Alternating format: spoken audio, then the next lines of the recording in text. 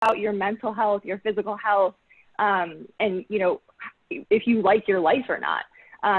That's always been important to employees. And I think now that we're talking about it is just such a great moment. Obviously, it's great for all of us on the panel, but it's also a great moment in the world where we get to really recognize this and do something about it.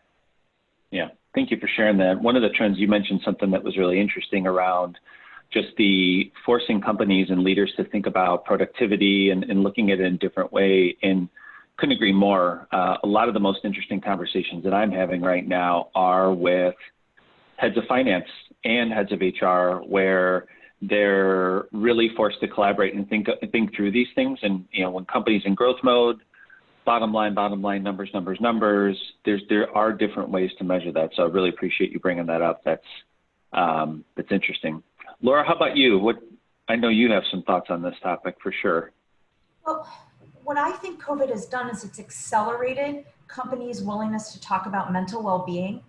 So it's something that younger generations have been much more comfortable talking about than people maybe my age or a little bit younger. We work with several universities, and a lot of these universities are very comfortable talking to the student body about anxiety, stress, depression, suicide prevention, substance abuse, and how that all fits into mental wellness. But I don't think it's something that has been so comfortably discussed in the workforce the way that it is now. It's obviously based on necessity, right? I think that over 20% of us, the last poll I saw, say that we definitely identify with mental wellness concerns.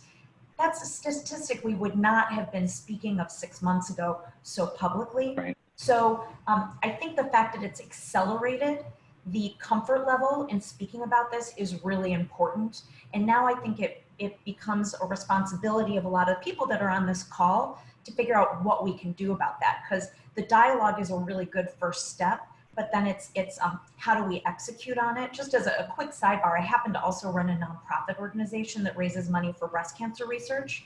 And you know, we started this 20 years ago. At the time, people were uncomfortable talking about breast cancer. It's not an issue now. The issue is how do we find a cure?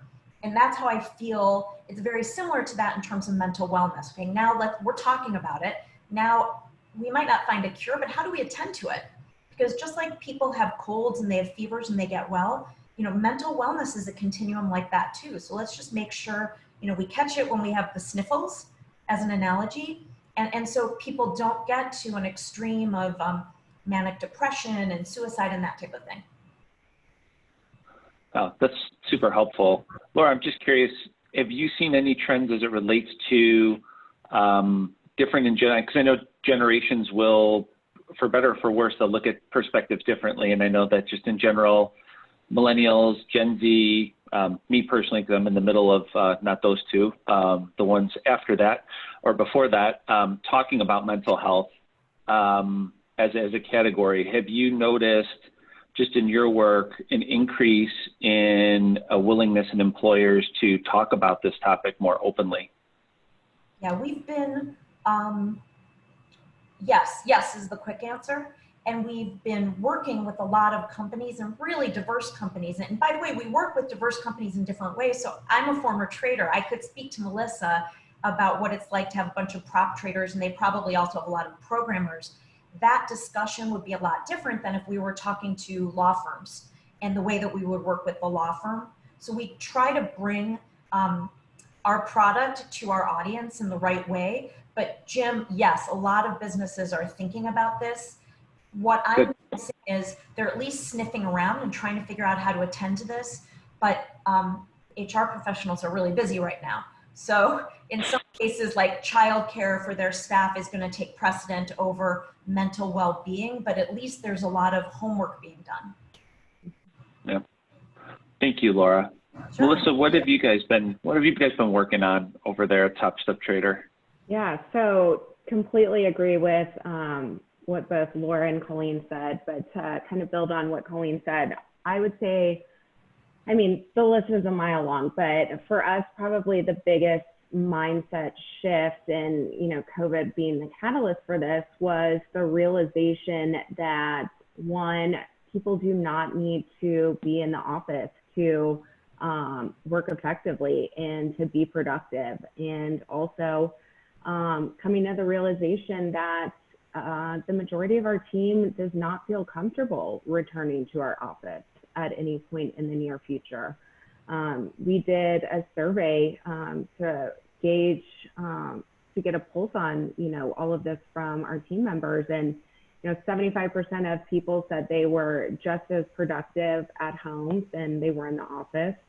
And then over 70% said they were not comfortable returning to the office, and an even higher percent said they were not comfortable, taking public transportation. And so that has really caused us to step back and think. And one of our core values is we believe in the well-being of our team. And so taking all of that into consideration, we made the decision to roll out a permanent work from anywhere policy. So we are allowing our team members to work from anywhere in the world where, they feel safe, they feel comfortable, and they're able to be productive. For the people who, wish to return to the office, occasionally, we've made a lot of space improvements, and we're actually offering reimbursement for people to come to the office and park here, or take a private Uber or Lyft so that they don't have to take the public transportation. But knowing that the majority of people are not going to be returning to the office anytime, or it's going to be really infrequent, coupled with the realities of just how scary everything is in the world today, we've put a lot of emphasis and focus on ensuring that our connectivity with one another and our culture remains strong. And so a few of the ways in which we have been doing this is we make a concerted effort to every week we have something that brings our entire company together, whether it be a birthday party, a virtual wedding or baby shower, a team learning, a company meeting.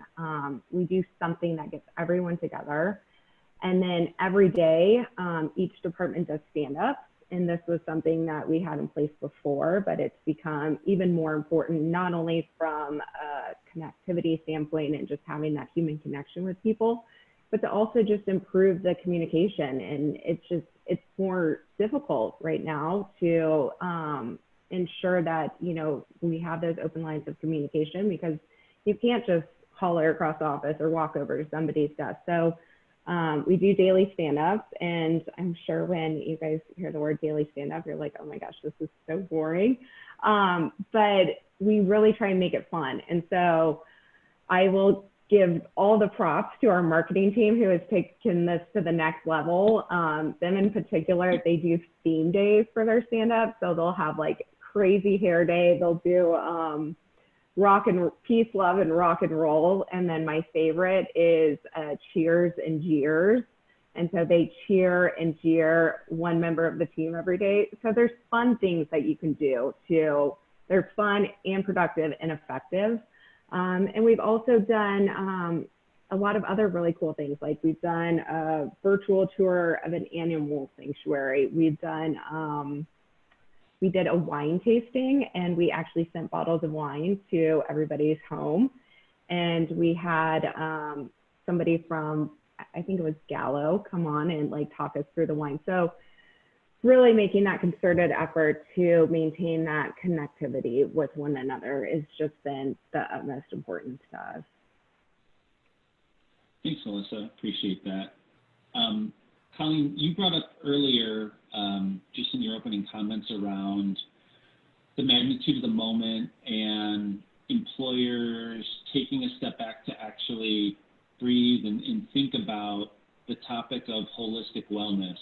So for those that are maybe on the call right now that have just been running, trying to figure this out, putting out fires, whatever, and are taking that first just really deep step back to think about their wellness program and look at it holistically, what are the things that they should be thinking about as guiding principles? Yeah, that's such a great question. So I'm such a big believer in really offering something for everybody, right? And when you look at most traditional corporate wellness programs, right, that you might get through like your insurance company or that we've seen in the market for the last 50 years, they really cover two areas of well-being, right, which is physical, so fitness, and food, nutrition, right? And so unfortunately for many employees in your office who that might not be approachable for, they're going to get kind of left out of that program.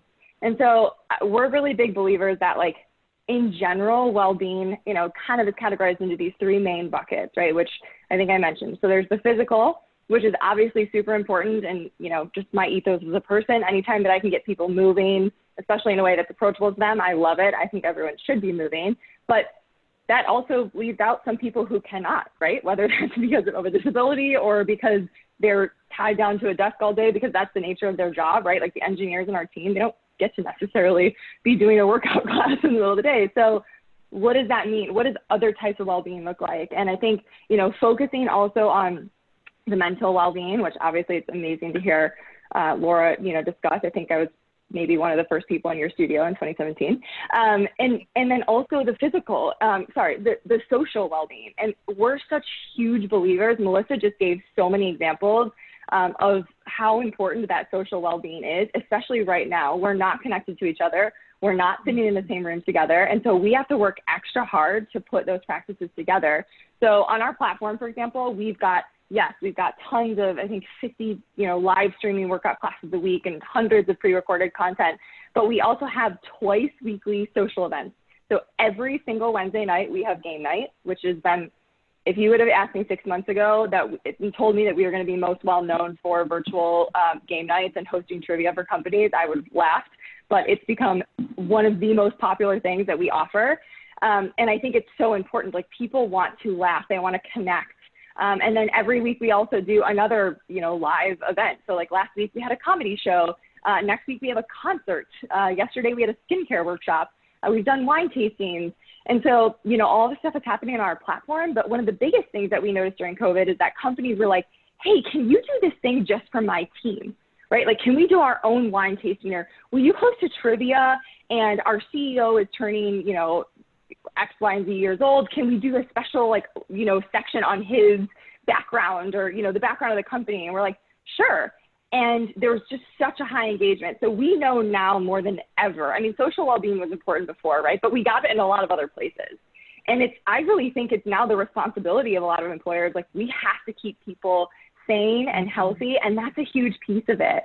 And then obviously, as Laura, you know, spoke about already, talking about mental health has never been more normalized, which is kind of sad because it's still not totally normalized, right? So we have a lot of work to do, but we're all continuing to do that work. And I think as employers, right, really having those discussions with your employees and then providing them the resources and the tools that they need to take care of their own mental health, whether that's a mindfulness program or a meditation program, or even, you know, getting them an actual counselor, right? So, you know, providing counseling, you know, at this time, because it's obviously super stressful. So I think that, you know, every company is going to need something a little bit different, but I would say that every company needs a breadth of services, right? You need to cover the bandwidth.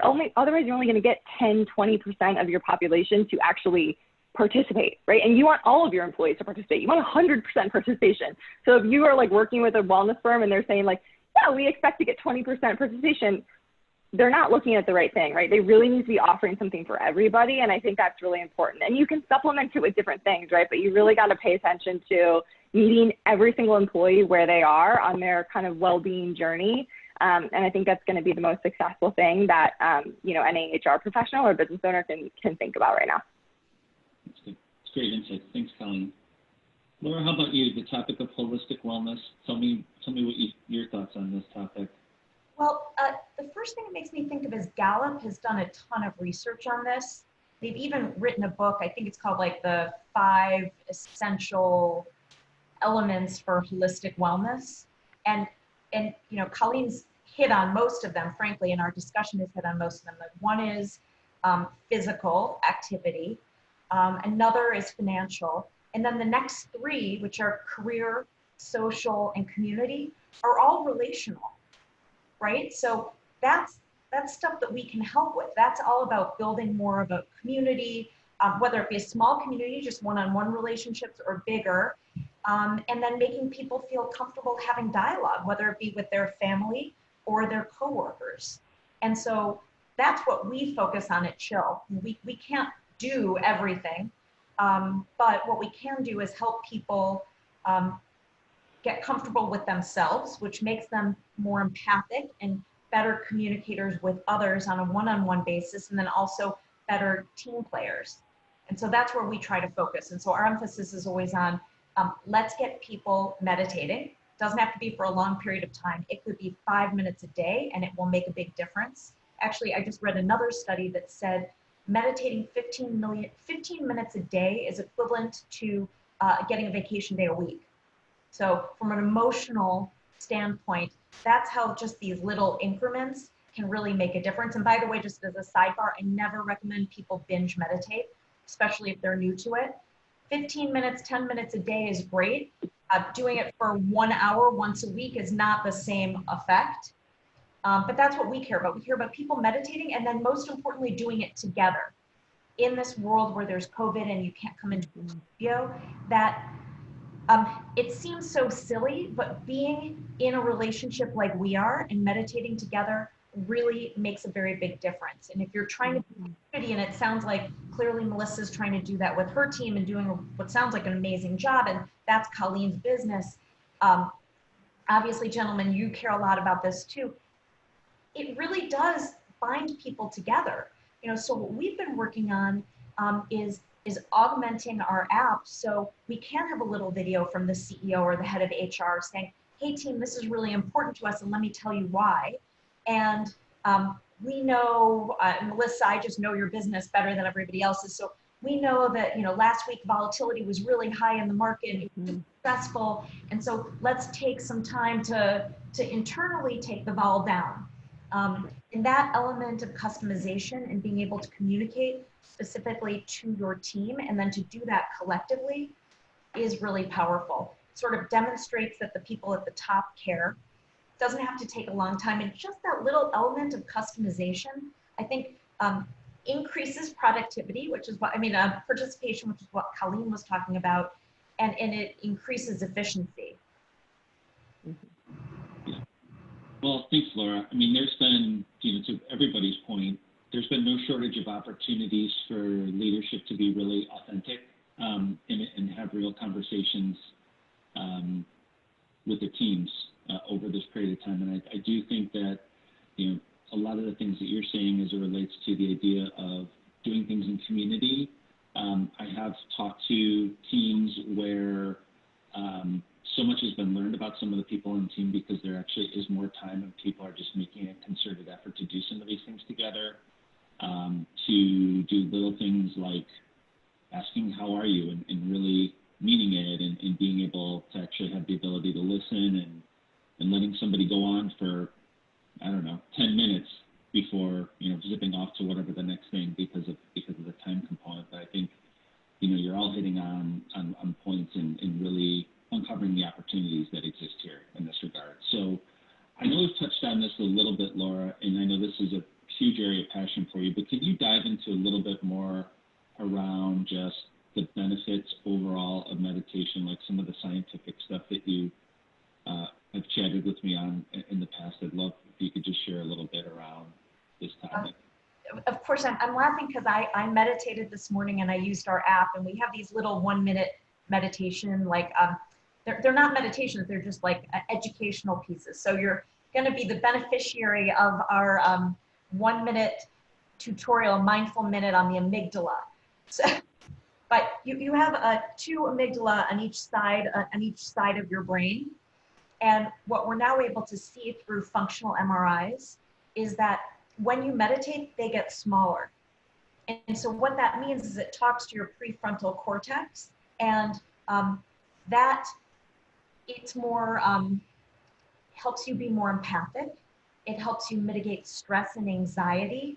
It helps you, there's this term called an amygdala hijack, which is like when you have this knee-jerk reaction and you're like, oh, if I could have only taken a breath before I chose my words or reacted to things. So those are some of the things that meditation does. It also helps lower your blood pressure. It's an anti-inflammatory. It helps people sleep better.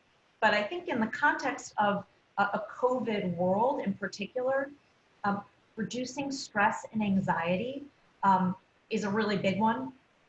It's also, drug and alcohol abuse are on the rise right now in COVID. And also people that have violent tendencies, that is also on the rise. And this is really heavy stuff, but I think it's really important for professionals to know about this. Meditation helps people with addiction. It gives you a resource when you're starting to feel stress and anxiety before you hit a bottle or whatever your drug of choice is. This impulse control also helps people that might have more violent tendencies. So those are some of the very important things that meditation can help with. And scientifically proven. I mean, they literally look at meditators' brains, and these aren't just meditators that have been sitting in caves for decades and decades. I mean, these are, you look at a new person who's never meditated before, their brain, and then you have them meditate and you look at their brain again, and there's a lot of positive things that happen. Awesome. Colleen, you talked about and touched a little bit on the social aspect and the fact that people are lonely and are really craving that social component. And I know you guys have invested a lot to really make that experience real as possible and make it as easy for successful. So are there any just general tips you could share with people that are looking to engage their workforce socially, aside from just getting on Zoom, which, we're on Zoom today, right? Yeah, and I mean, I've from people much smarter than me on my team, they talk a lot about like loneliness is really being touted as the new smoking, right? And how do we fix this? One of my colleagues, Maggie, who's our VP of Wellness, she told me, actually sitting on Zoom like confuses your brain, right? Because it sees people, but it doesn't feel them, like you don't sense them, right? So there's like this disconnect between your mind and your body. And I don't know, I guess we'll check in an hour, but I think we're all going to feel the level of exhaustion that comes from that. But it's difficult. I mean, I don't know about you guys, but I feel like my entire day is now in front of a screen. Every meeting I do, my workouts are also in front of a screen now, right? Anytime I'm spending with my family, and then of course, like binging, Hulu and Netflix.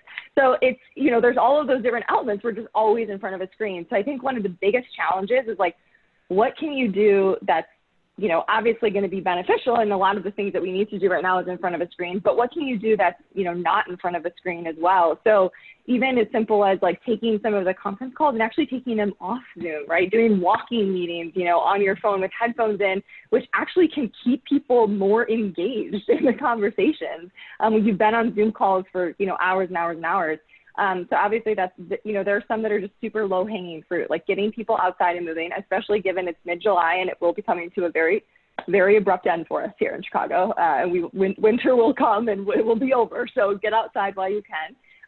I also know, many of our clients are doing outside, meetings. So they're actually bringing their senior leadership team into a space outside and actually just getting to engage a little bit face to face. Obviously, some of us can go back into our offices. And so we're trying to use that time when we bring our team back into our office to do like really collaborative meetings, right? So I get to go in there with my technology team and we have like 1,000 sticky notes and we're putting everything over the walls and we're writing on the whiteboard. And so I mean, there's like this craving of having some of these meetings like that. So when we found they were so successful, now we have different teams kind of slotted to go into the office to kind of get some of that collaboration back. And, no one wants to be in an office for 8 hours a day with a mask on necessarily, but they're, opening that option up to people. They don't want to come every day, right? But being able to come in for one meeting or one brainstorm session has actually been pretty successful for us. And obviously there's a lot of work on our operations and HR team to make sure that space is very safe and successful. So I bow down to them for doing that work. And then obviously at the end of the day, like right now, the computer is our best tool.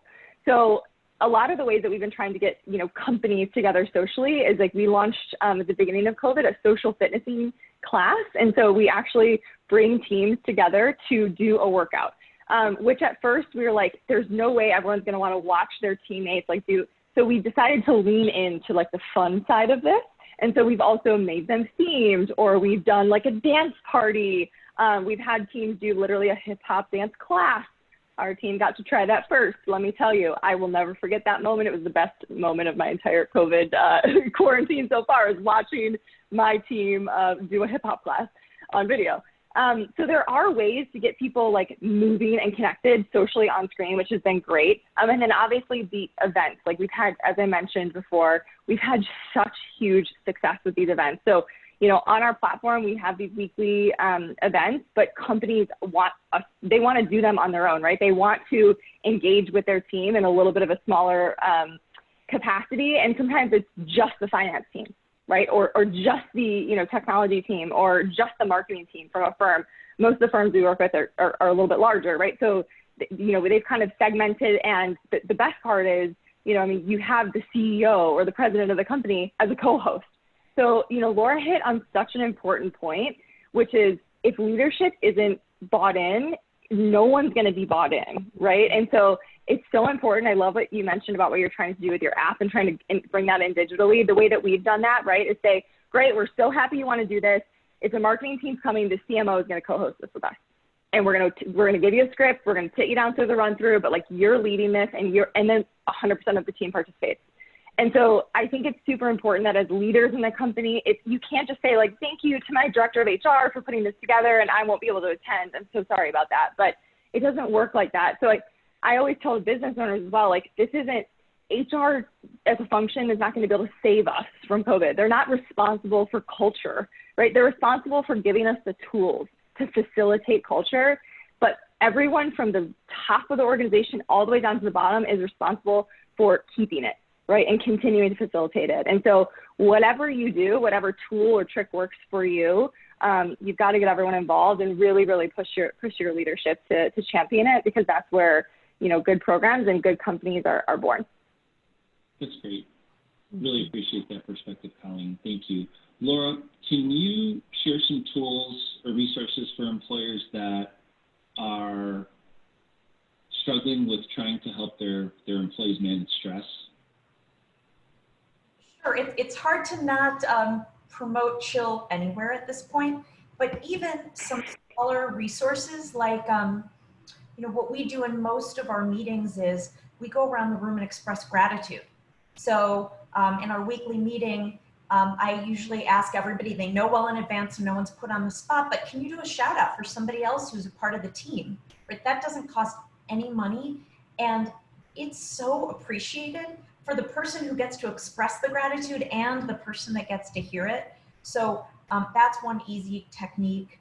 You know, I personally think it's always good for my team to kind of visualize what they would like to have happen. Because if you're not solid with that yourself, first of all, how are you going to articulate it to everybody who works with you? And also, how are you going to be successful? So just take a minute or two. You can do it with your eyes closed. You can do it with a pen in your hand or without.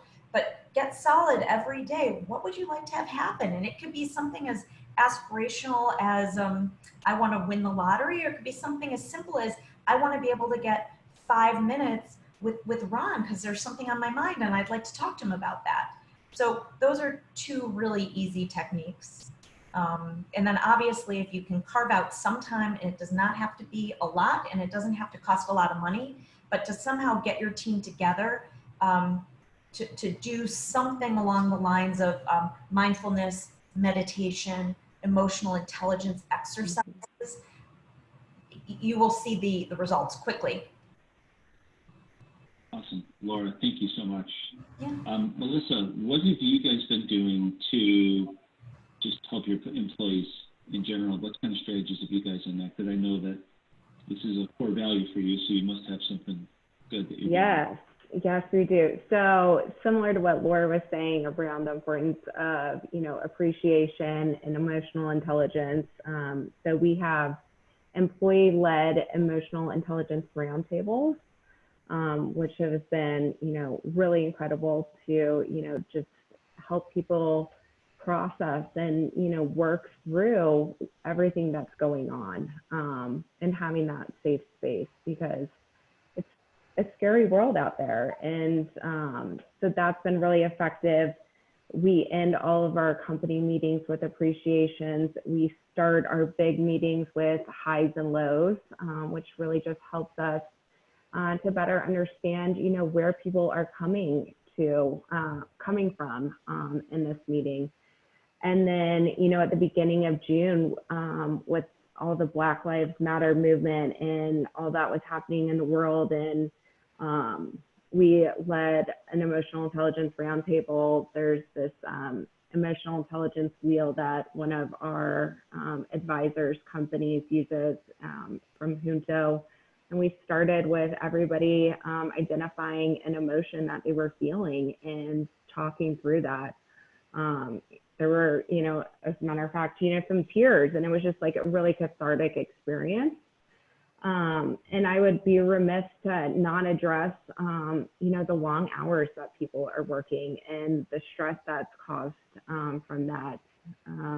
We've observed it. The data is showing that people are working longer hours than ever before. We work where we live where we work, and it's just like, it's all one. And so in order for people to avoid burnout, we're actually in the process of testing a 4-day work week. This is the first week that we're testing that. So I'm really excited to see the results.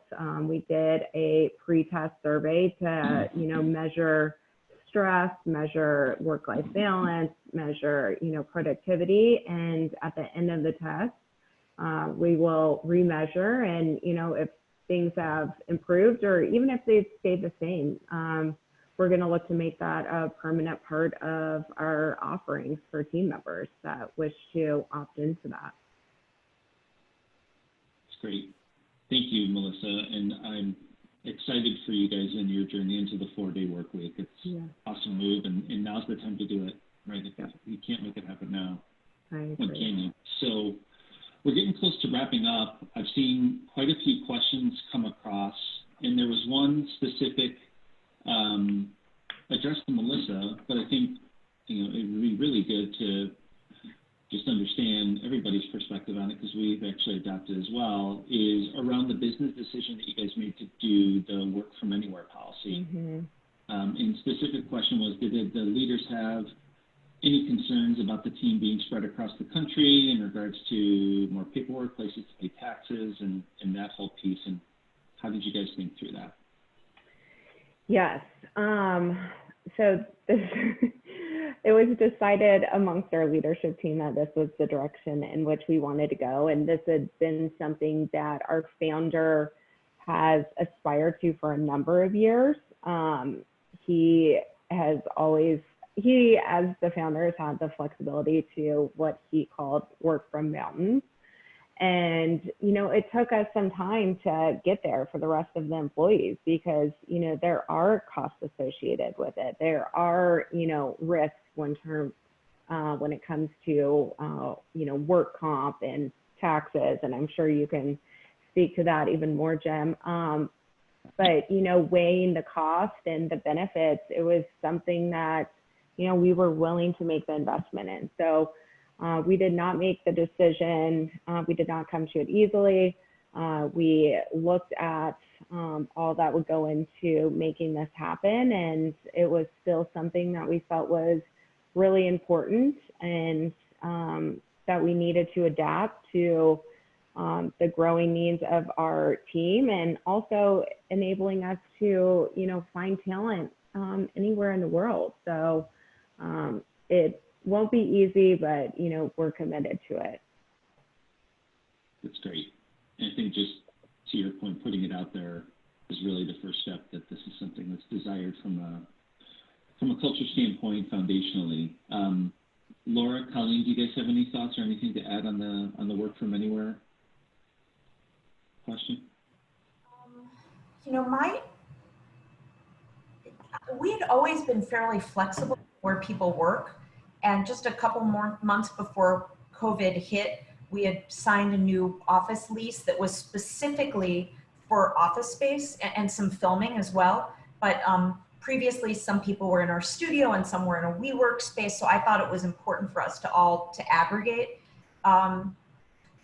seems like everybody's productivity has been really solid. I definitely have some people on my team that want to get together, and Colleen and Melissa have given me some good ideas. Hopefully I can give them even more reason, maybe in a socially distanced way, that we can aggregate. You know, just in a closing comment, if it's okay, what I'd like to emphasize is that everybody on this call, their role is even more significant than it had ever been before. You know, people are relying on leadership in their businesses in a way that they hadn't before. We don't have as many outlets.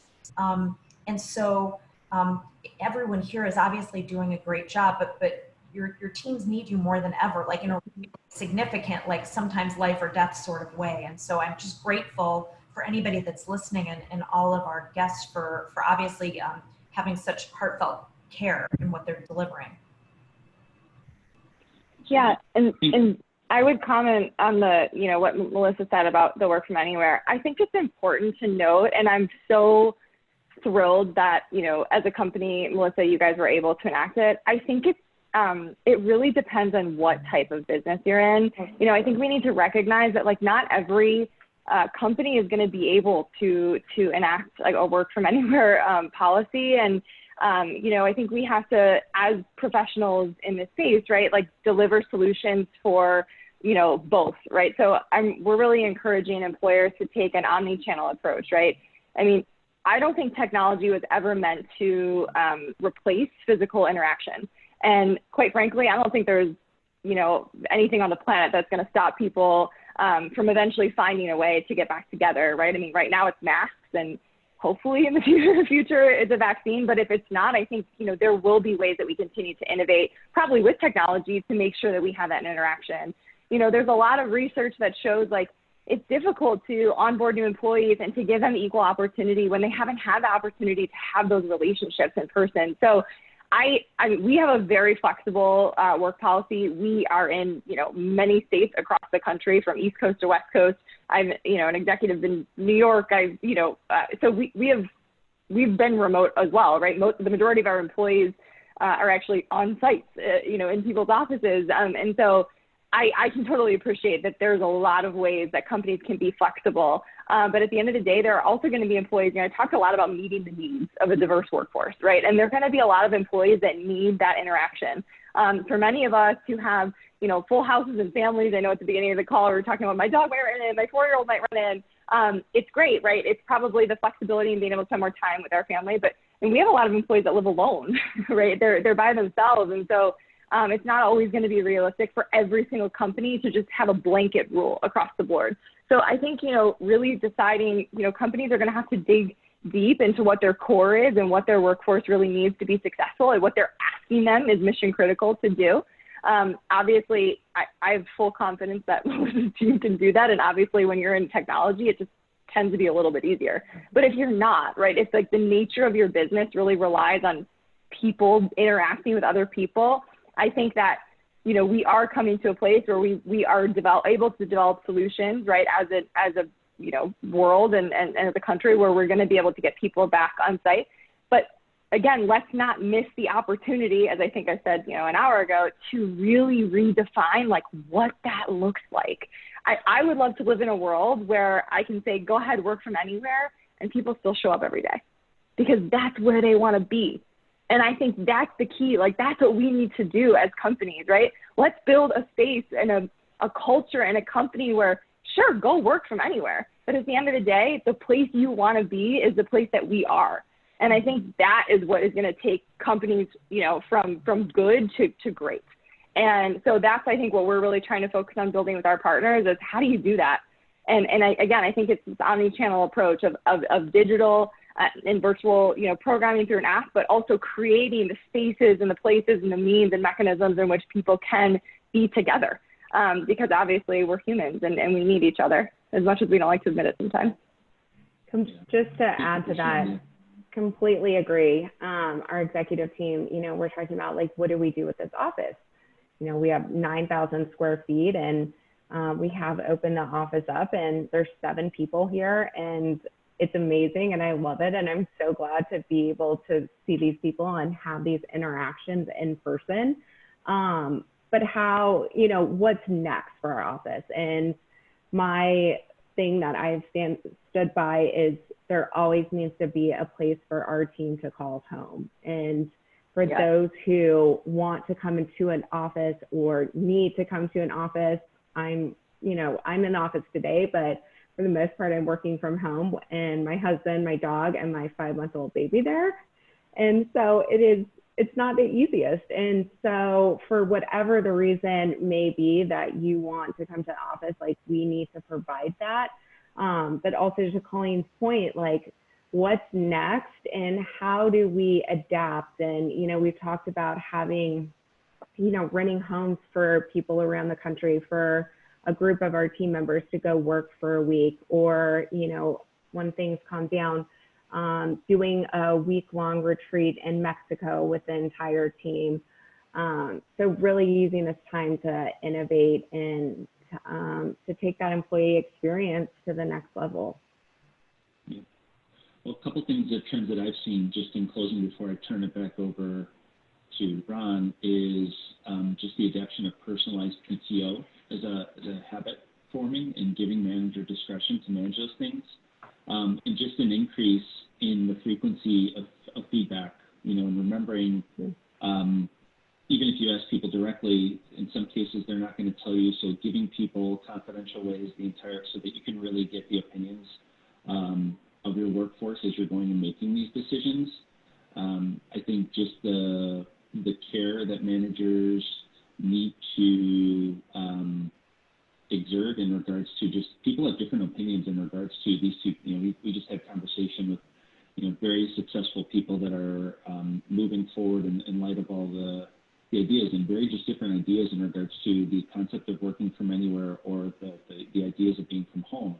And I think that's healthy. And just being aware that some of your workforce is going to have a very different opinion in regards to these items and involving them in the discussion. And just overall, like, I don't think you can communicate enough to your team in this day and age as these things happen, because the reality is we're all making this up as we go along. Like, everybody who's on this call has never experienced anything like this from a work event. So truly, like, we are all making this up as we go along. So I think just continuing to show humility around that topic, really making sure that, you know, you're getting feedback and then acting on it. You know, people in general will understand that if you can't please everyone when you're making major policy decisions and things like that, but just having acknowledgement and voice in that process is a really, you know, really important thing to be mindful of as you guys are contemplating changes. And fortunately, I know part of the Hacking HR movement and part of the future of work, feedback is a gift and something that is truly valued in regards to the modern workforce. So with that, I want to say thank you to the panelists for sharing their perspective today. I know that there is a couple of special offers that will be emailed out to all attendees. So Laura, Colleen, if you want to just go ahead and give a couple minutes on closing on your special offer that you have for today's attendees.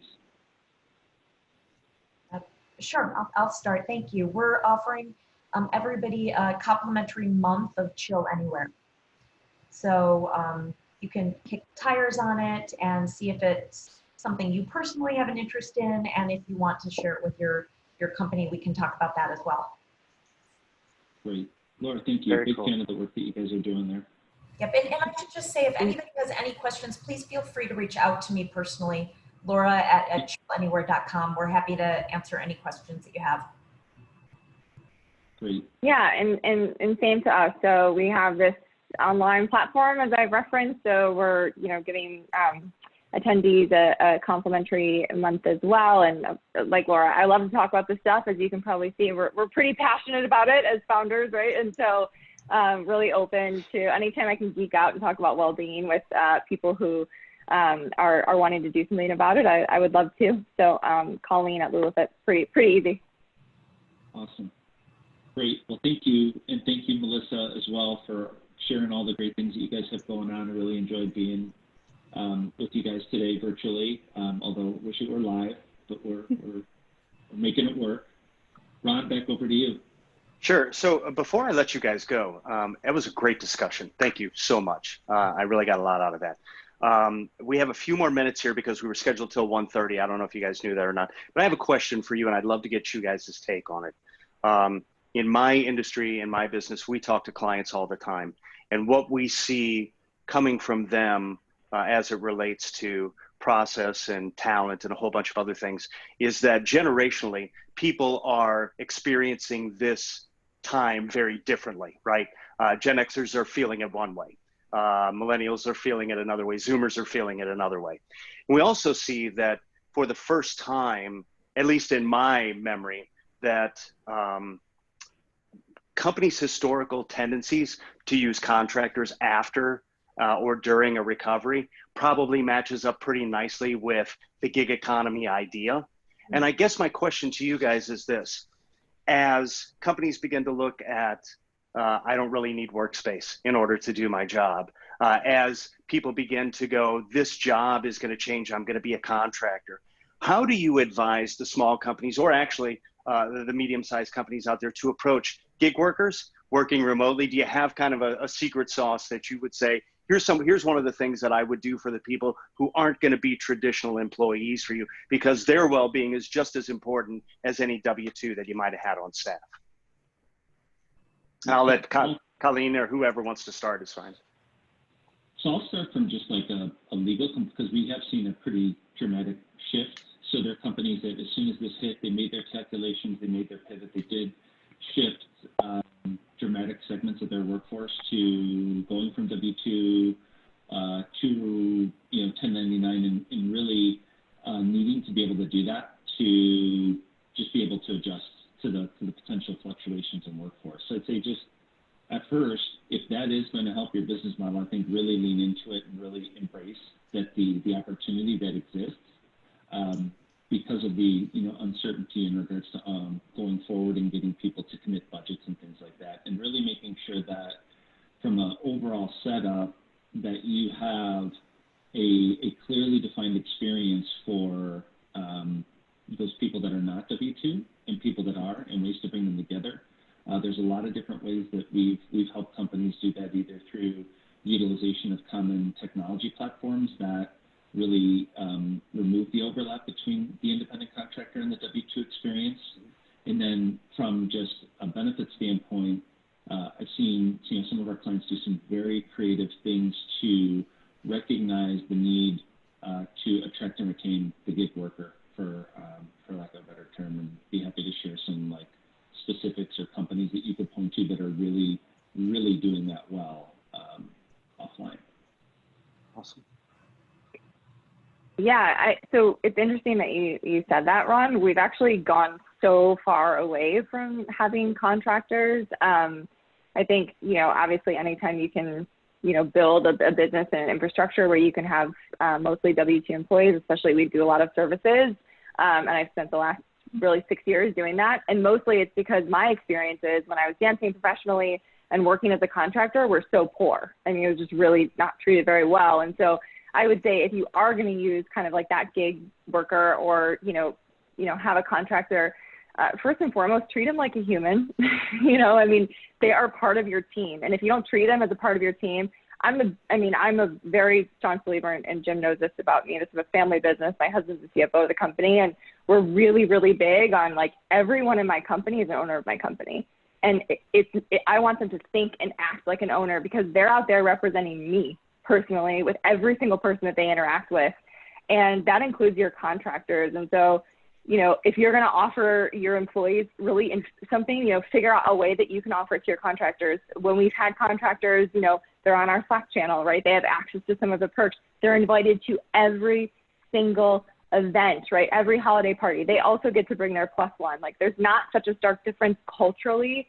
And I think you also want to, in a lot of ways, when you're onboarding a contractor, you want to understand like, what is your goal, right? Because ideally you want people whose goal is to really be a part of the organization, whether that for them is only ever going to be as a part-time contractor, right? I mean, we have some instructors that are like teachers full-time, right? So they want to be a contractor.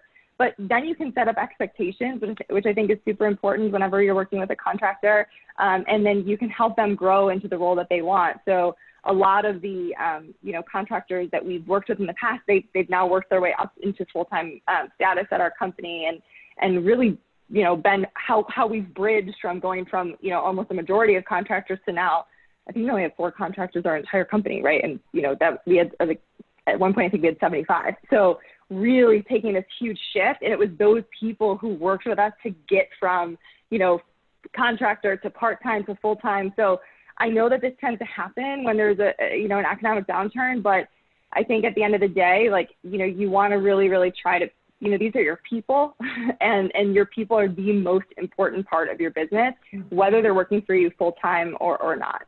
And so I think it's really important for companies to kind of analyze, yes, they might be different on, don't kill me, Jim. I know they're technically different. Okay, I've been told by a lot of HR people they're technically different, but you really got to treat them as humans, as a part of your team and your family. No, I couldn't agree more with you. I like humans in general. They seem to be. I know you can't tell them what to do, but but you can definitely treat them well. Yes. So for us, we have 60 full-time employees, and I talked about how one of our core values is around the well-being of our team. We also have about 200 traders who trade for our prop firm, and they are all independent contractors. And one of our core values for them is our traders are at the center of our work. So everything that we do, their success is our success. So when you look at our product roadmap and you look at our incredible support team and what our tech team is working on, it is all to support the emotional and developmental needs of our traders, so that they find that success. So it's a different approach because it's more, product based, and it's about analytics, and it's about, providing insights and, helping them develop their trading. But they are just as important to our business as our full-time team members. I'll just mention here that it's interesting as circumstances change. When we were growing a couple of years ago, I wanted a bunch of independent contractors to become employees, but they didn't want to, because they want to take a month vacation every quarter. And I can't have an employee take a month vacation every quarter. So, but I would have preferred in a perfect world that everybody's an employee, and not even as a means of respect, but as a means of multitasking and understanding our business and feeling a real part of it and an ownership to it.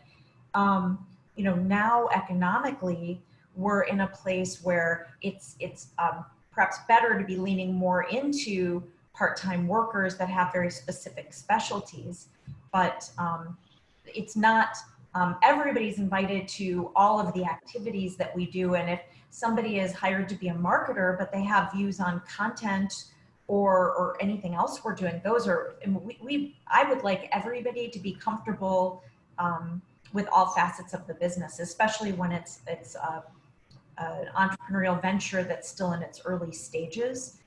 People shouldn't be thinking in a siloed way as much as possible. Yeah, I really like, Colleen, what you said about wanting to have full-time people who were bought into the business. But Laura, I think you bring up a great point. It's not always economically feasible, and every business is slightly different, right? And it kind of drives where you're going to go. But I do think the idea of being able to treat a consultant or a contractor as a member of the team is so critical. And I often wonder, as we see this move towards the gig economy, what will happen with benefits, with employee wellness and things like that as gig work becomes more and more commonplace. And you see that already in technology. Anyway, thank you all so very much for joining us today. We really, really appreciate it. And that was a great discussion. Jim, thank you to you and your team for getting it together. And Laura, Melissa, and Colleen, thank you so much. To the rest of you who are still with us, please join us in September. Keep an eye on LinkedIn for our discussion with Mike Gampson, the CEO of Relativity. Until then, we're going to sign out for now. We hope you guys have a great day. Be safe. Thank you. Bye-bye.